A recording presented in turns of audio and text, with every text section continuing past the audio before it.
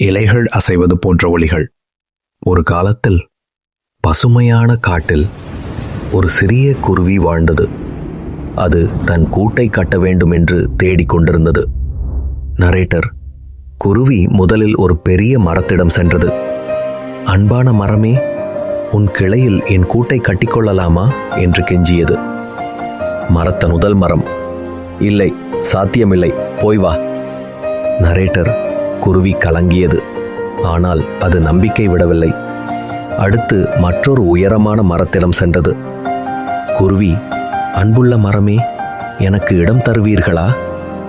இரண்டாவது மரம், வா வா என் செல்லமே, என் கிளையில் கூடு கட்டு. உன்னையும் உன் குழந்தைகளையும் நான் பாதுகாப்பேன். நரேட்டர். குருவி மகிழ்ச்சியாக கூடு கட்டியது. ஆனால் விதி வேறு மாதிரி எழுதியிருந்தது. திடீரென மழை துளிகள் விழும் சத்தம். கனமழை பெய்தது.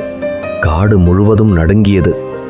முதல் மரம் அதன் பலவீனமான வேர்கள் தாங்க முடியாமல் தரையில் சரிந்து விழுந்தது. நரேட்டர். ஆனால் இரண்டாவது மரம் உறுதியான வேர்களுடன் நிமிர்ந்து நின்றது. குருவியும் அதன் குழந்தைகளும் பத்திரமாக இருந்தனர்.